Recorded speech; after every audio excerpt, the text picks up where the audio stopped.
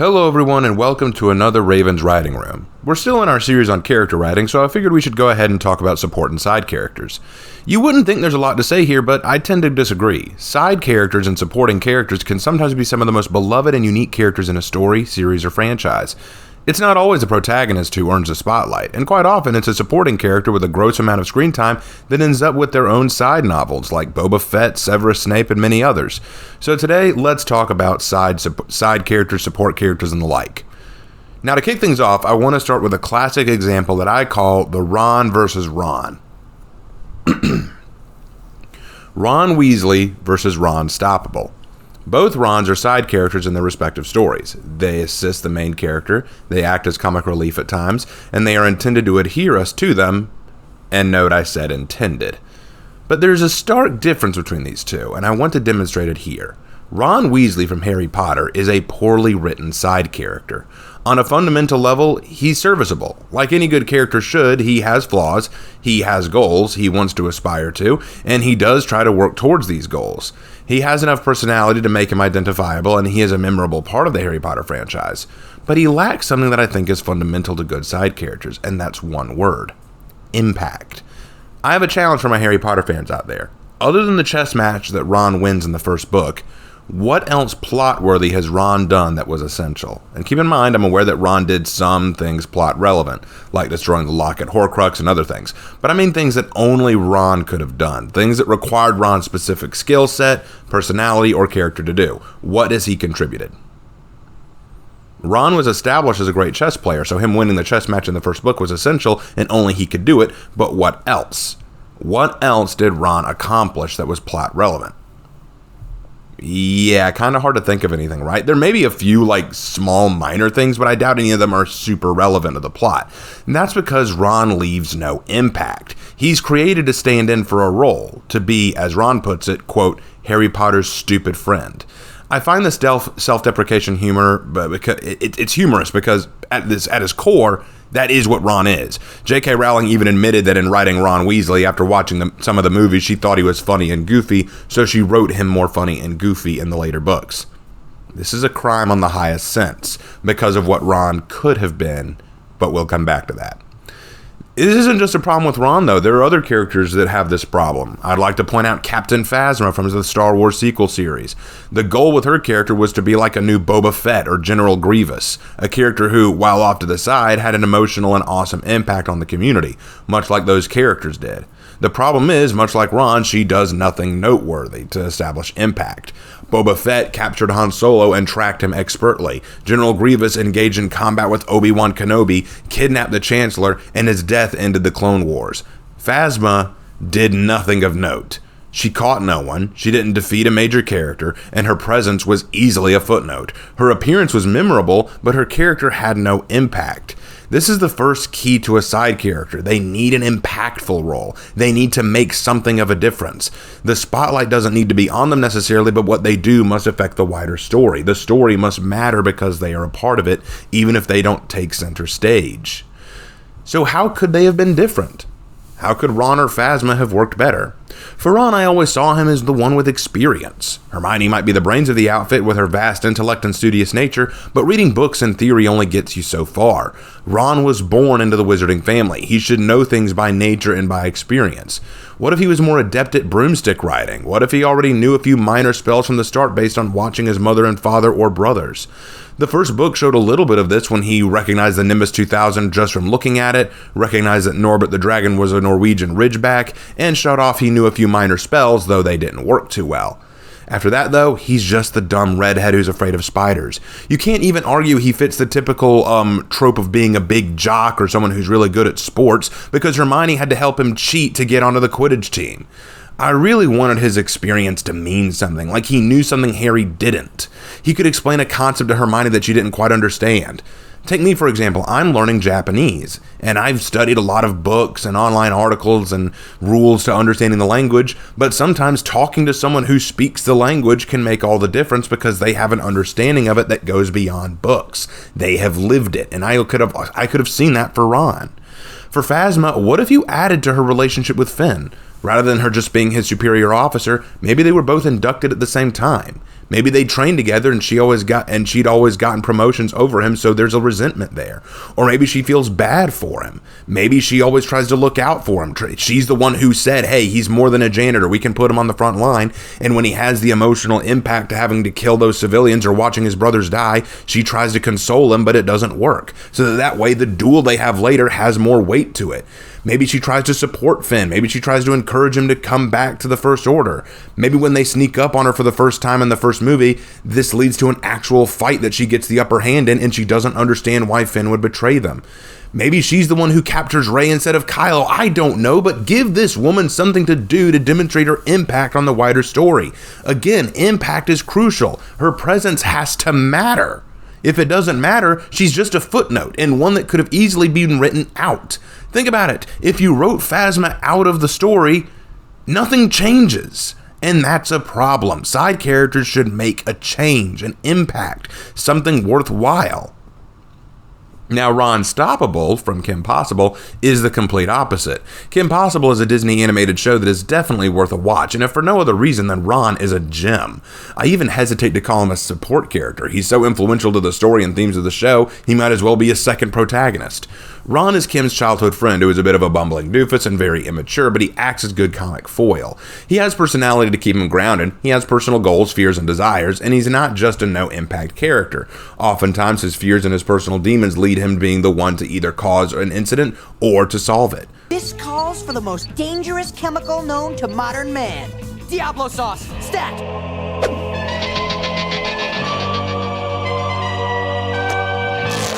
Make nice later. Right now, let's flick this tick. See? Easy. Yeah, that's right. You squeal all you want. I got you. Almost there.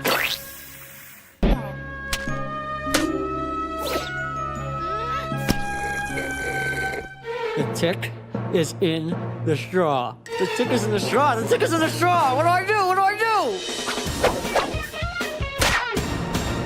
Why is he a side character then? Because from a technical sense, the show could work without him. He's not essential to telling Kim's story. The story of a young girl who's actually a secret agent or spy or operative going out and solving some of the world's problems doesn't need a comic foil like Ron. But without him, the show feels less fun. In fact, the big Kim Possible movie that came out had the plot of Ron moving away. How impactful is a side character when him moving has such huge impact on the story as a whole? Which begs another real question, and don't worry, I'm going somewhere with this. Why does Kim put up with Ron? Kim seeks popularity and wants to feel like she has a place in the high school hierarchy. Ron ruins that by being an immature loser and having association with her. Why are they so close? Why doesn't she kick him to the curb for the sake of her own popularity? This leads to a second important trait of a good support character. Necessity to the main character.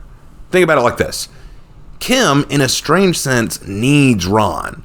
Harry does not need Ron. Good support characters are often necessary to the main character in subtle ways.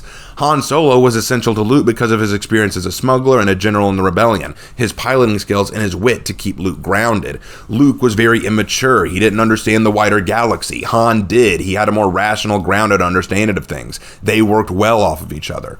Legolas and Gimli are necessary to Aragorn in Lord of the Rings because they are not only skilled in battle, but they are loyal. They both complement him well. Their desire to seek justice and to see Aragorn succeed unites him for a common purpose. Gimli is the joking bumbler while Legolas is the straight man, but Legolas has a close connection to Aragorn. It's established that they've worked a long time together, but Gimli stands his own ground well, and he actually grows as a character thanks to Aragorn and Legolas. We see that by the end of the movie series. But in a strange sense, Ron Stoppable keeps Kim grounded and honest. Think about that. He's stupid and silly most of the time, but Ron reminds Kim of her basic humanity. Guess that wasn't much of a plan. Not as great as your Bueno Nacho bathroom break chart. I gooned on assistant manager power. You were right. I did resent your superior burrito technique. You're entitled to excel.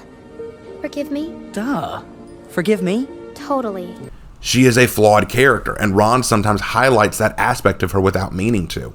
Her impatience, her recklessness, her vanity, her shame. Ron sometimes counterbalances these things with his own form of patience, his own lack of self-esteem, and his lack of any real personal shame in his own actions. They both work off of each other well to the point that if Ron were not her best friend, Kim's own flaws might not be so well highlighted. They'd be there, but Ron naturally and easily shows them, and Kim knows that. She makes a point of thanking Ron for it from time to time. I may not be rich, but if I may wax philosophic for a moment, wealth isn't just about your bank balance. If you count friends, then I'm the richest man in Middleton. Thanks, Ron. Well, actually, now that I think about it, most people have more friends than I do. I only have you and Rufus. Only? I mean only, as in with best friends like you, I don't need anyone else. Nice save. Back to Ron Weasley, who does nothing for Harry other than be his stupid friend. What does Ron offer Harry other than mugging and looking dumb?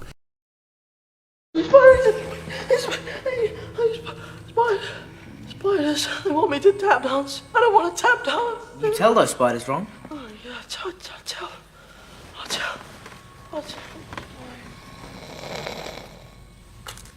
He doesn't highlight Harry's flaws because it's more often that people are laughing at Ron's flaws. The flaws that Ron does point out are often ones built on his own jealousy of Harry, his own jealousy of his family and their accomplishments. One of Ron's goals, as pointed out in the first book, is to shine apart from his brothers. He wants to stand out because he's always living in his brother's shadow. Did he ever achieve that goal? Does he stand out more than his brothers now, or is he simply sharing the light that Harry gives off? Again, what does he do for Harry? I always found it odd that Harry and Ron stayed friends after Ron got mad at him in the fourth book. When Ron accuses Harry of cheating to get his name in the Goblet of Fire, I wouldn't have associated with him anymore. But maybe that's just me. So, how does one write a proper support character? Well, it sounds kind of obvious and repetitive from me, but write them as characters. Give them goals, personal traits, flaws, and interests. The only thing you're changing is that they aren't taking the spotlight necessarily. Consider a few aspects of your protagonists and the plot they're in. What are your protagonist's flaws? What are their goals? What are their interests?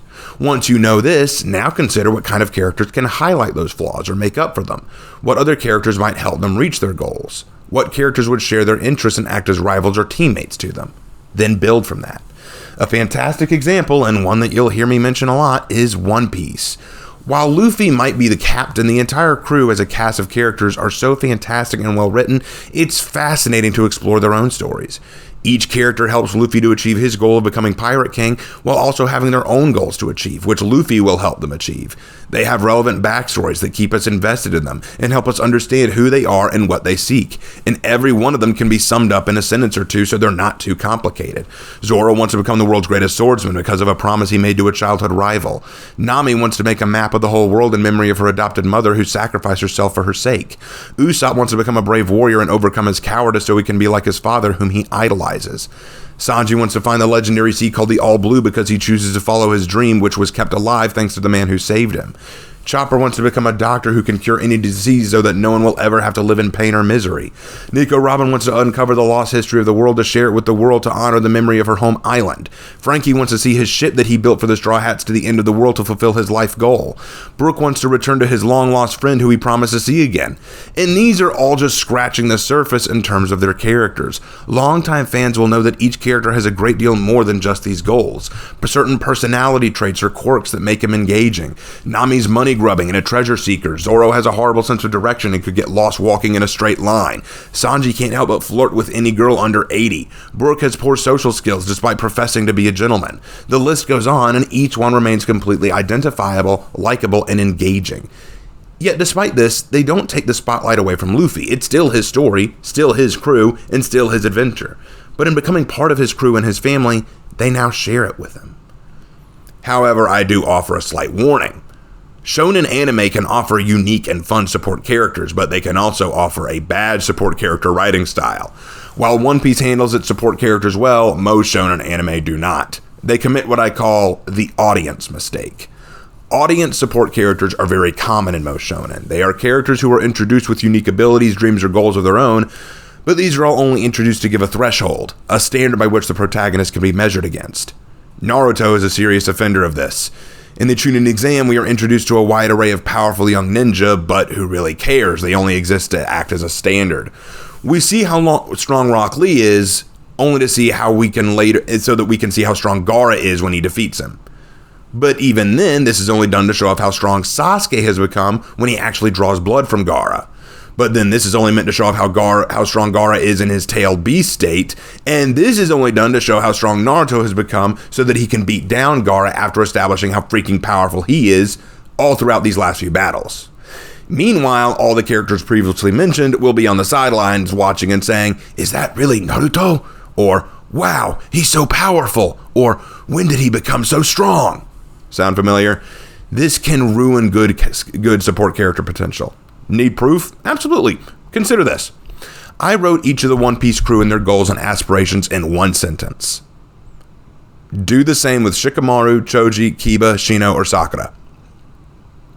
I'm sure you could.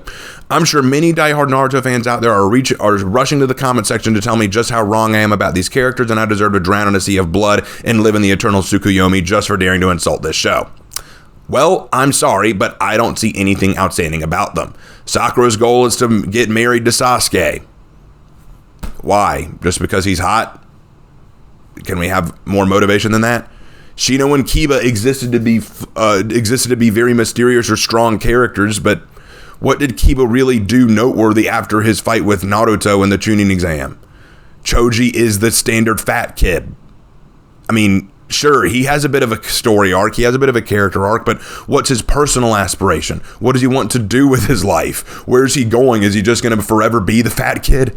And Shikamaru, the only character that I really identify with because he wants to sleep through the show, and so do I. Sorry, that show gets to me. I don't know why. But most of the characters I mentioned may have personal goals or aspirations, but most of it is tossed aside for staring at the stronger main character, Naruto, and saying, "Wow, look how strong he is now. I remember when he wasn't that strong, but now he is that strong. It's amazing how strong he is. Did I mention he's stronger than me now?" I find this weak characterization. The character has forgotten to be a unique individual and has become an audience member. Now, some might point at One Piece in the Fishman Island arc, and say that Luffy has the same problem when he shows off Conqueror's haki for the first time, and all the characters comment on how strong he's become.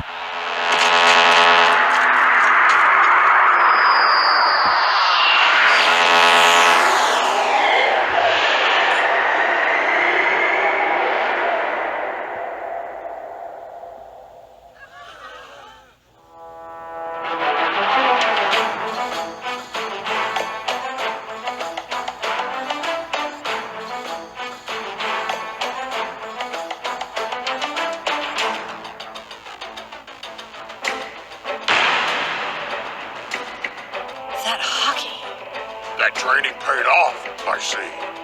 Unreal. I mean, Conqueror's haki? Scary. Sure is, but I'd expect no less. Otherwise, he couldn't be my captain. Oh my! Luffy! But this only lasts for a brief scene, and then all the other characters have moments to show off how strong they've become too. It's not just focusing on Luffy becoming stronger.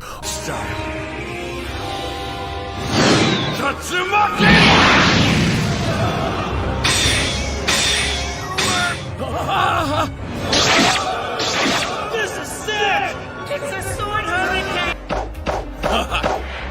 Skywalk. Skywalk. Oh, I see. Not moonwalk. Hey, scumbag! Jamble! Jambe! Skepta! Quinto Ties. Fantasia. Kneel, look!